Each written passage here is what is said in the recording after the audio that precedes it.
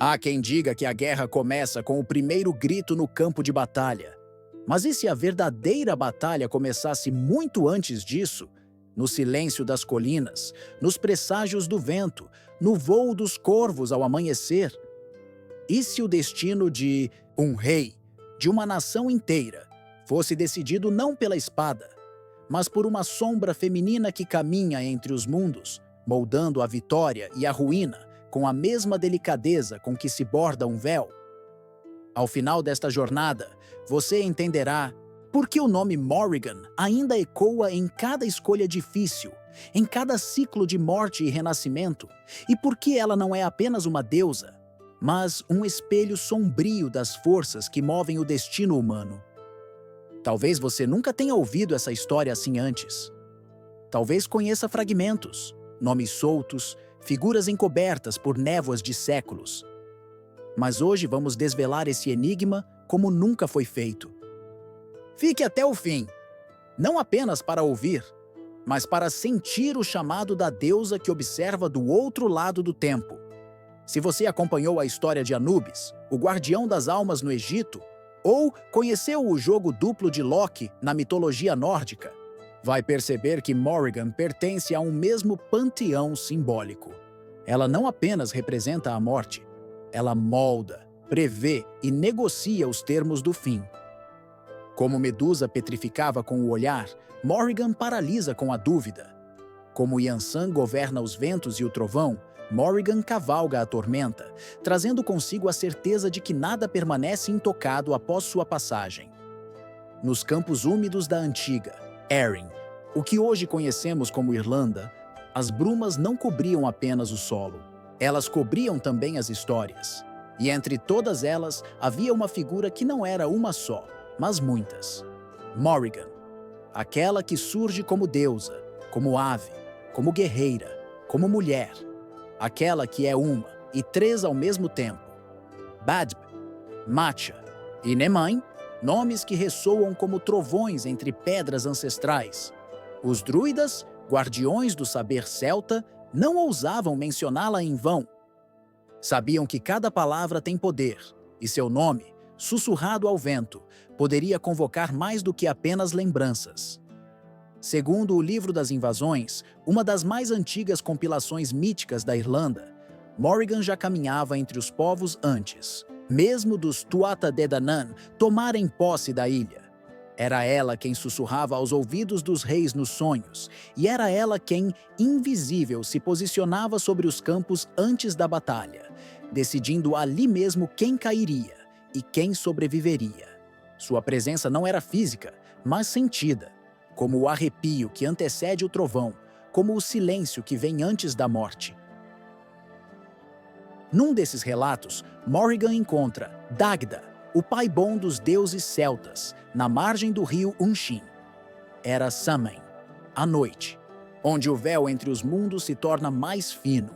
Ela o esperava ali, envolta em um manto rubro como sangue fresco. Disse-lhe, com voz serena e implacável, que naquela noite selariam o destino da batalha de Mag Tuired. Ela não pediu, não implorou, apenas anunciou. E Dagda, ao aceitá-la, aceitou também os desígnios que viriam. Da união dos dois, disse, nasceu não apenas força, mas entendimento. Pois Morrigan não se deita com qualquer um. Ela escolhe. E quem é escolhido por ela carrega a marca do destino. Mas não se engane. Morrigan não é apenas uma deusa da guerra. Ela é a senhora do destino. E o destino, na tradição celta, não é algo que se recebe de braços cruzados. É algo que se enfrenta, que se honra e, às vezes, que se desafia. Assim foi com Cuchulainn, o maior herói do ciclo do Ulster. Morrigan apareceu para ele, inicialmente como mulher, pedindo abrigo, oferendo aliança. Foi rejeitada. Voltou em outras formas, uma enguia escorregadia, uma loba, uma vaca furiosa. Em todas, foi ferida pelo herói. E ainda assim, quando ele tombou mortalmente ferido, Morrigan foi a última a visitá-lo, em forma de corvo, pousando sobre seu ombro. A guerra estava vencida. O destino cumprido. O herói consumado. A essa altura, você já deve estar sentindo o peso dessas histórias em seus próprios ombros. O tempo, as escolhas, os presságios. Se isso te toca de algum modo, se essas imagens ancestrais acendem algo dentro de você, então te convido agora a curtir este vídeo, comentar com suas impressões e seguir o canal Mitoverso. Cada gesto seu fortalece essa travessia por entre os mitos esquecidos e mantém viva a chama dessas narrativas que ecoam há milênios. Seguimos, pois o mais profundo ainda está por vir. Morrigan, em suas múltiplas formas, não é simplesmente invocada. Ela surge quando o tempo se parte. Quando os portais entre o mundo material e o invisível se entreabrem, ela atravessa. Os antigos sabiam disso, e por isso erguiam pedras em círculos, enterravam objetos nas margens dos rios, deixavam oferendas ao pé das árvores mais antigas. Havia lugares onde ela era vista, colinas cobertas por névoa constante, vales onde o som dos pássaros cessava sem explicação, ruínas de fortalezas onde cresciam flores vermelhas mesmo no frio. Em certos manuscritos preservados no mosteiro de Clonmacnoise, por volta de 790, monges relatavam histórias ouvidas dos camponeses, que diziam ver uma mulher de olhos negros como obsidiana vagando pelos campos nas noites sem lua. Ela não falava, mas apontava. Sempre para o leste, sempre para onde o sol nasceria, mesmo quando quem a via não viveria para ver amanhã. Morrigan não é uma entidade de conforto. Ela não promete paz, mas oferece algo mais raro: verdade. A verdade que não agrada, mas liberta. A verdade que corta como lâmina, mas revela o que precisa ser revelado. E é por isso que, mesmo temida, ela era reverenciada. Porque nos momentos em que tudo parecia incerto, quando a colheita fracassava, quando os ventos mudavam, quando o inimigo se aproximava, era a sua presença que anunciava: este é o momento. Decida, enfrente, supere. Na próxima parte, adentraremos os ciclos sagrados da roda do ano celta e veremos como Morrigan se faz presente em cada estação, como senhora das colheitas e das perdas, das decisões e das mortes simbólicas. Descobriremos rituais antigos, encontros secretos e como, mesmo nos dias de hoje, sua sombra ainda paira sobre nossas escolhas mais profundas.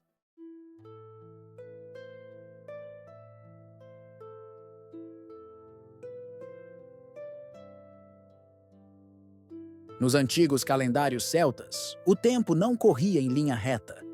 Ele girava. Girava como o voo de um corvo sobre a campina, como as espirais gravadas nas pedras de Newgrange. Cada estação do ano marcava não apenas um ciclo da Terra, mas também um aspecto da alma, e Morrigan, com seus olhos de presságio e suas palavras sussurradas ao vento, era a guardiã invisível de cada uma dessas viradas. No festival de Imbolc, quando o gelo começava a ceder lugar às primeiras ervas, Morrigan era evocada não com guerra, mas com água. Sacerdotisas caminhavam até fontes naturais, levando tigelas de barro. Elas mergulhavam os dedos e deixavam cair gotas sobre pedras gravadas com espirais, entoando cânticos que pediam lucidez. Pois o degelo, diziam, não era apenas do chão, mas da mente. Aqueles que passassem por esse rito deveriam enfrentar, ainda naquele mês, uma decisão difícil. Morrigan guiava essas escolhas não com respostas, mas com dúvidas agudas como lâmina, forçando o coração a falar mais alto que o medo. Depois, chegava Beltane, o fogo que abre caminhos. Um tempo de renascimentos. Mas para o povo antigo, não havia vida sem morte.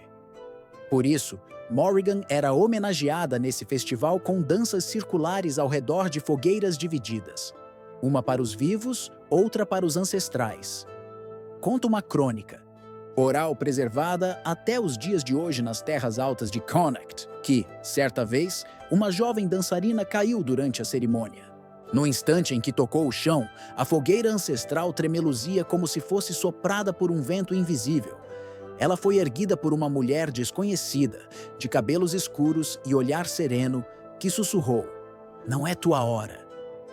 Quando os músicos retomaram a canção, a mulher havia desaparecido, mas os mais velhos sabiam. Morrigan estivera ali, não para ceifar, mas para lembrar que nem todos os finais precisam acontecer. Durante Lughnasadh, o festival das colheitas, a deusa aparecia, de modo ainda mais enigmático.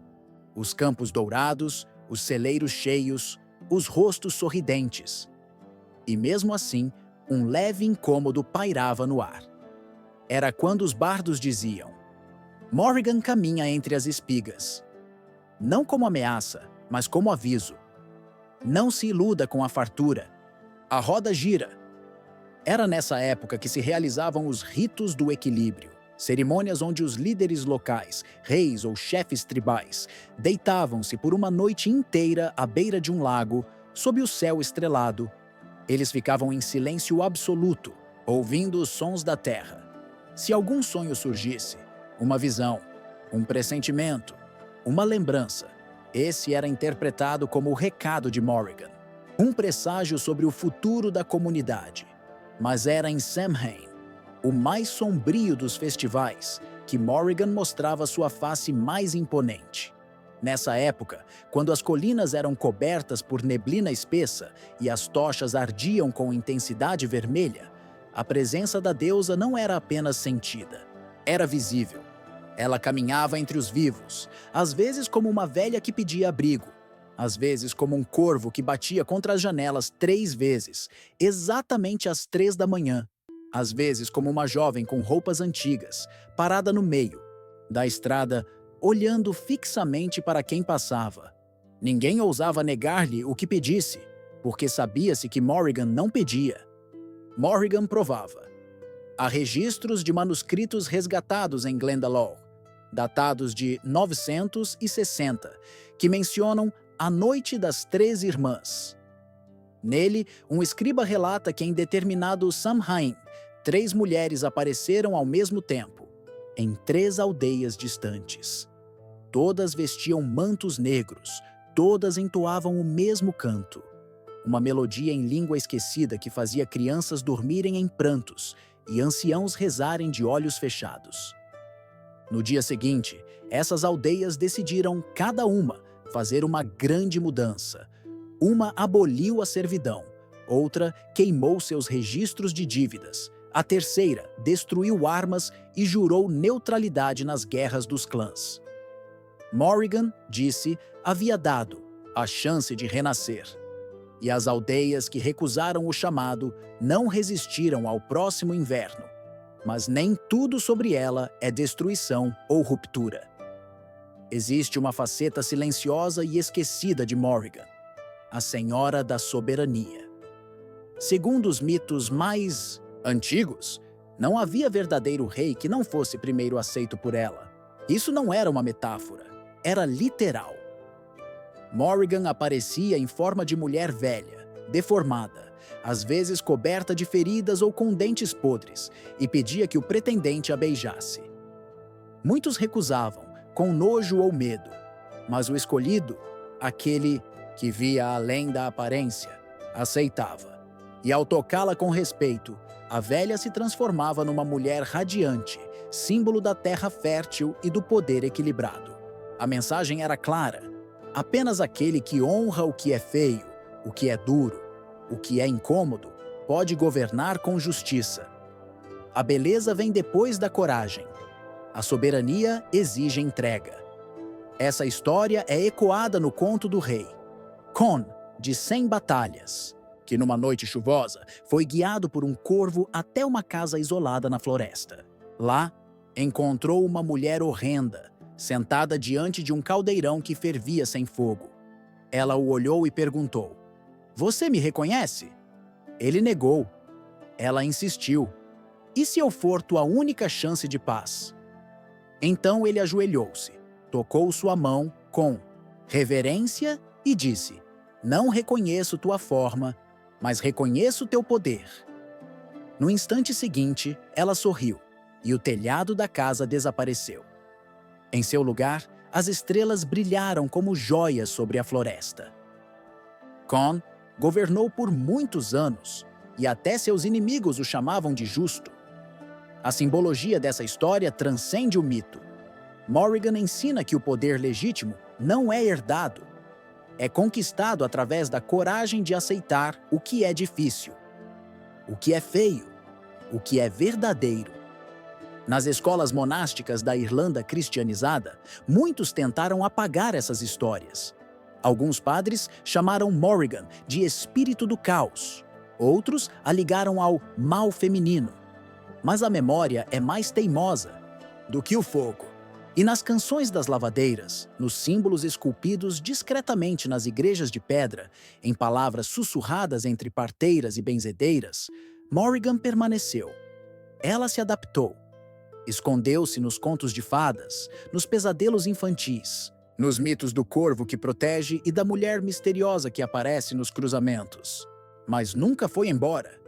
Se hoje, ao ouvir esta história, você sente que há algo mais, algo por trás das palavras, um chamado, um arrepio, uma lembrança que você não sabe de onde vem, talvez Morrigan esteja te observando também. Não para assustar, mas para te lembrar que o destino é uma escolha e que a escolha sempre cobra um preço. Na próxima parte, vamos ainda mais fundo. Exploraremos os símbolos secretos de Morrigan, as pedras gravadas, os ritos esquecidos, os espelhos escuros onde ela revela o que está por vir. Vamos entender como sua influência alcançou ordens ocultas, como resistiu ao cristianismo e como, mesmo hoje, ainda há quem a invoque nos momentos em que tudo parece incerto. A deusa ainda caminha entre nós, e o próximo passo é seu.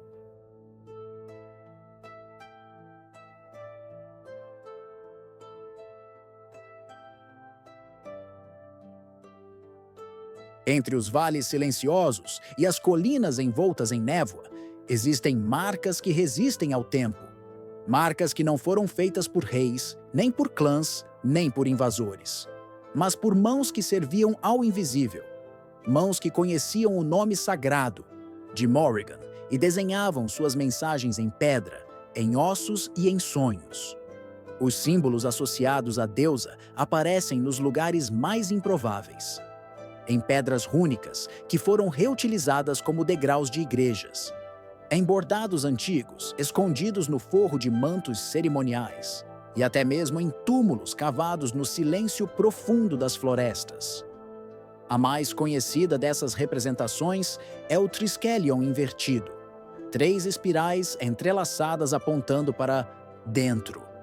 Dizem que cada espiral representa um aspecto da deusa, guerra, morte e soberania, mas também podem representar nascimento, transformação e renascimento. O segredo não está na forma, está no movimento. Olhar fixamente para esse símbolo é como olhar para dentro de si mesmo. Você não sai igual. Alguns estudiosos acreditam que essas espirais representam as 3 provas que cada alma deve atravessar para compreender seu propósito. Não há manual. Não há ordem, há apenas o caminho. E Morrigan, como guardiã desse labirinto, não aponta a saída. Apenas observa se você é digno de encontrá-la. Nos arredores do lago Glendalough, ainda hoje, peregrinos deixam pequenas pedras envoltas em fios vermelhos aos pés de uma árvore, torta. Não há placa nem altar, mas quem deixa algo ali, deixa com respeito. A lenda diz que é um ponto de visão turva, um lugar onde o tempo se dobra e Morrigan pode sussurrar respostas. Nem sempre as que você quer ouvir, mas sempre as que você precisa.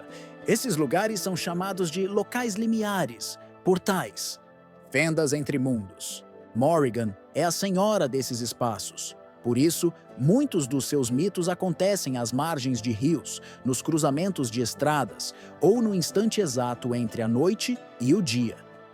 Não por acaso, ela é frequentemente associada ao corvo, ave que não pertence nem à luz nem à escuridão, mas que atravessa ambas. O corvo vê o que está oculto e não se curva diante do que encontra. Em algumas tradições antigas, os sacerdotes que serviam a Morrigan, poucos e quase sempre errantes, eram conhecidos como portadores do eco. Eles não ensinavam doutrinas, apenas faziam perguntas. Perguntas que desconstruíam certezas. Diziam que para seguir a deusa era preciso aceitar o risco de perder a própria imagem. Morrigan não te mostra quem você é, diziam deles. Ela arranca o que você finge ser. E é nesse ponto que sua figura toca os tempos modernos. Durante os séculos em que o cristianismo se expandia pela Europa, as figuras femininas ligadas ao poder, à terra e ao invisível foram, sistematicamente, transformadas em vilãs, bruxas ou símbolos de pecado. Morrigan, como tantas outras deusas da velha religião, foi difamada. Mas, diferente de outras figuras que se apagaram, ela resistiu. Resistiu por ser complexa demais para ser apagada.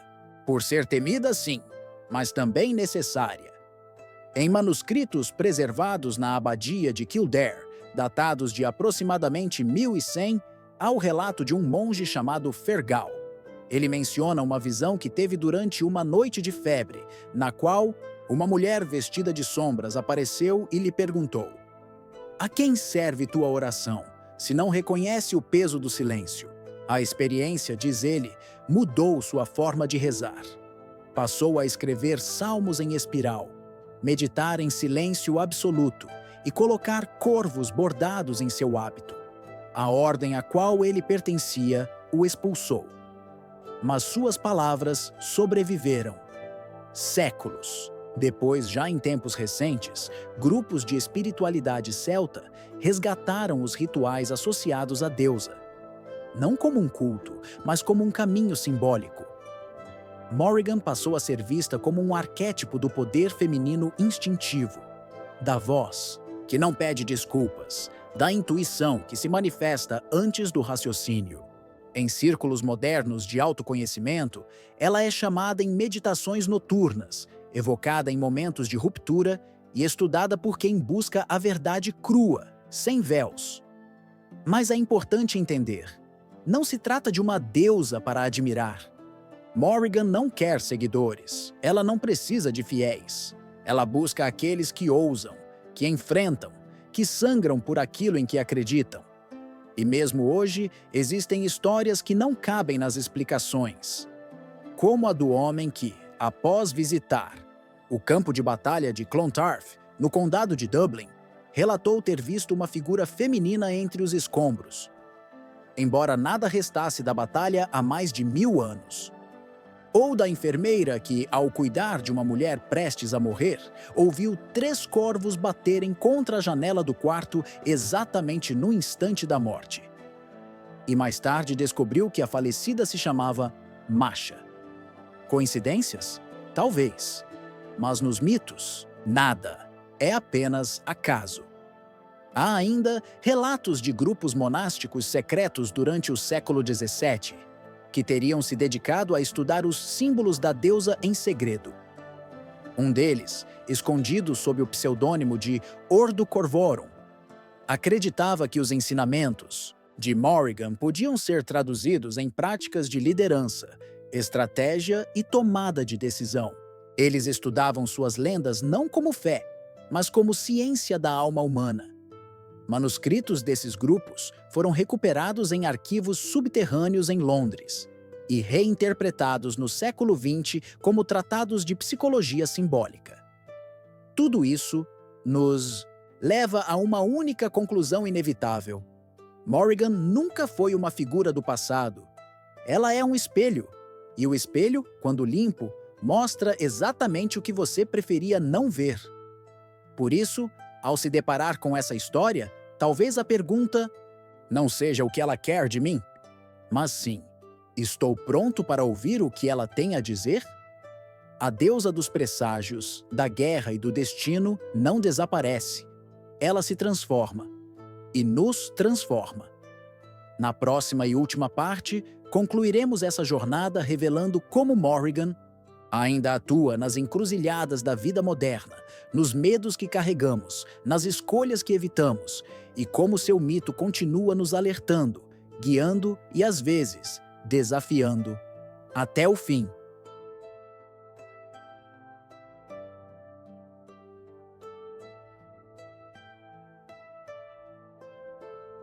Ela nunca desapareceu.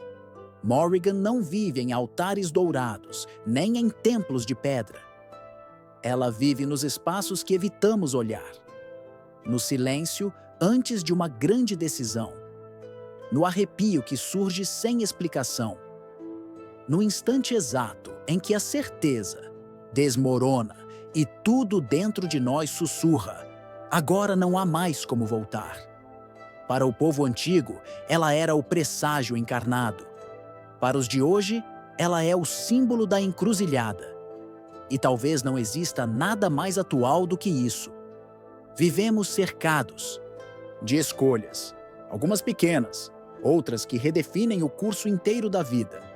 E sempre que hesitamos, sempre que sentimos aquele momento de suspensão, quando o coração parece parar por um segundo, é ali que ela está.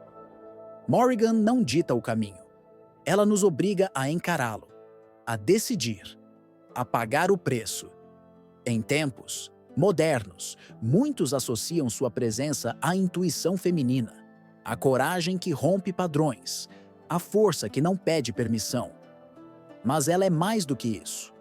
Morrigan representa o eterno ciclo entre perder e encontrar, entre morrer para algo antigo e renascer em outra versão de si. Ela não quer que você vença, ela quer que você seja verdadeiro, mesmo que, para isso, precise cair, se desfazer e começar de novo. Na psicologia contemporânea, arquétipos como o dela têm sido estudados como manifestações do inconsciente coletivo. Jung talvez a chamasse de a sombra, aquela parte que rejeitamos, mas que guarda nosso maior poder. E é justamente isso que torna Morrigan tão incômoda e tão necessária. Ao olhar para ela, olhamos para o que negamos em nós mesmos. O medo de falhar, o medo de decidir, o medo de ser quem somos de verdade. Mas também enxergamos a força que nasce disso, a clareza que só vem depois da tempestade, a soberania que só chega para quem enfrentou as trevas internas. Mesmo em nossos dias, histórias sobre sua presença continuam surgindo. Um empresário que, antes de uma decisão arriscada, sonhou com uma mulher vestida de preto sobre um campo vazio. Uma mulher que, durante uma crise existencial, começou a ver corvos sempre que pensava em desistir. Um jovem que, em uma noite de insônia, ouviu o som de um canto feminino, como se viesse de dentro da terra. Todos esses relatos têm algo em comum. Nenhum deles sabia quem era Morrigan. Mas todos reconheceram algo quando a ouviram. E talvez você, que chegou até aqui, também esteja reconhecendo. Talvez não com palavras, mas com um sentimento, com algo que pulsa dentro do peito, como um tambor antigo que só você pode escutar. Morrigan não oferece conforto, mas oferece revelação. E para alguns, isso vale mais que 1000 promessas de paz. Ela não nos quer submissos, quer-nos inteiros, quer-nos conscientes. Porque só quem conhece a própria escuridão é capaz de governar a própria luz. E aqui chegamos ao fim desta jornada, mas não ao fim da história. Porque histórias como essa não terminam. Elas apenas se escondem, esperando o momento certo para ressurgir. E talvez, agora, você esteja pronto para encontrá-la novamente. Em outro mito, em outro símbolo, em outra encruzilhada. Se esta travessia te tocou de alguma forma, se sentiu que algo dentro de você se moveu com essas palavras, então siga conosco. Inscreva-se no canal Mitoverso. Curta, comente, compartilhe. Não apenas para apoiar esse projeto, mas para manter viva a chama dessas histórias que falam direto ao que há de mais antigo e verdadeiro em nós. Porque no fim, somos todos feitos de histórias. E talvez apenas talvez, uma parte sua também pertença à deusa do destino.